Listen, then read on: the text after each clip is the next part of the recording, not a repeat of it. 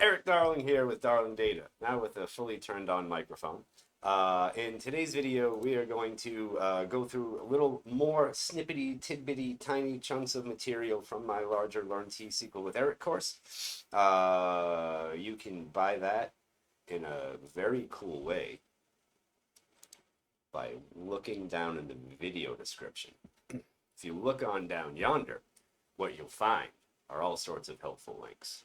Helpful to both you and I. Helpful to you because you can get help or you can get training or you can support this channel so that I don't turn it into an Amiga repair channel. And that gives me money and it gives you SQL Server stuff. Fair trade. You can also ask me office hours questions, and of course, if you enjoy this content, please do like, subscribe, tell a friend, family, foe. I don't know, tell your foes too. At least maybe they'll get so into this channel they'll just become completely distracted and you'll no longer have to worry about them attacking you in some way. But the training in question does have a coupon code link down in the video description if you are the type of person who needs, wants, requires, or enjoys high quality SQL Server performance tuning training. For free, also linked down in the video description, my SQL Server performance monitoring tool. It's almost like if you hired me to come work for you and you said, hey, Eric, we got these slow SQL servers. How can we figure out what's slow and how can we make them faster? And this is the stuff that I would look at. Right? I might even bring my own monitoring tool in and be like, hey, we're gonna start looking at this stuff.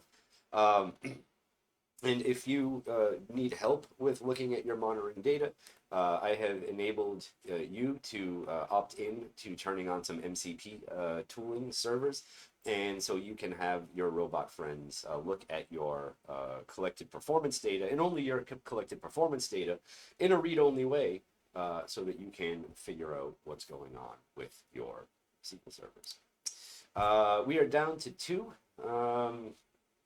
Because this is publishing while I'm in Poland, in Wrocław for SQL Day. I'm sure I'm having a great time. I'm sure that I haven't been arrested, and I'm sure that I am very healthy and not hungover. All things that I'm sure are true at the time of this thing going live. But I still have some other things that I'm doing out in the world. Data Saturday Croatia, June 12th and 13th. I have an advanced T-SQL, advanced tickling precon. If you I mean, maybe I should. There's probably better money in a tickling precon than a T-SQL precon. But I will have an advanced T-SQL precon at Data Saturday Croatia, and I will be attending Pass Data Community Summit in Seattle from November 9th to 11th in some manifestation. We'll see what happens. But for now, it is May, and I hate Star Wars, so we're just gonna keep going here. All right, because that day happened. I am much more of a Cinco de Mayo person. National Margarita Day, also a personal favorite in the Darling Data household. 100% of SQL Server monitoring tool moguls prefer National Margarita Day to dumb Star Wars days. Anyway, let's go look at index view stuff. Now, index view maintenance is a very, very complicated topic and requires a good bit of caution when discussing all of the different aspects and behaviors that get involved here. For a single table indexed view, locking is pretty normal. You take some X locks, and the transaction isolation level is left alone. The query plans can get interesting, but you know, that's just index view maintenance for you. Paul White, friend of the chan, Paul White, has an excellent post called Index View Maintenance in SQL Server Execution Plans, written back in year of our Kiwi 2015. But and things get much more complicated, and something that I would probably caution you against doing is putting multiple tables into an indexed view, because when you do that, that's when things start to get funky, both from the perspective of, well, I mean, the complexity of maintenance for that, the performance of maintenance when it comes to that, and also what happens to locking and isolation levels behind that. So let's look at an example. I've already pre-created this because it takes a little bit to get set up. But I've got this index view called user post score, and it is joining the users table to the post table in the Stack Overflow 2013 database, Stack Overlord. And I have created myself a unique clustered index on it. So if you want to, that's the thing. If you want to reproduce this code, this little function that I've got here, what's up blocks, this is in my GitHub repo, the Darling Data one. You'll find it under like helper use functions, things in there. But let's start this running. And what I want to show you first is when we update the users table, right? We're going to look at locks for the users table, the post table, and our indexed view, right? So if we run this takes about 5 seconds because I haven't done any tuning work on it. It's sort of intentionally bad. We'll see that we have regular X locks on users. We even have some regular X locks on the index view user post score. We do not have any locks on the posts table, right? But notice this third line down here. We have these range X locks taken on the indexed view. These are serializable locks, right? So our isolation level has been silently promoted up to serializable. And that means, of course, that under the default read committed isolation level for most SQL Server people who are, just refuse to listen to me about using read committed snapshot isolation.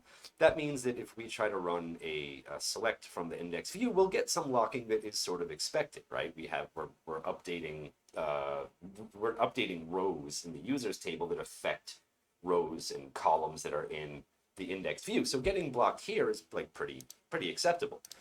What's weird, well, rather, it's acceptable under the unacceptable garbage isolation level read committed.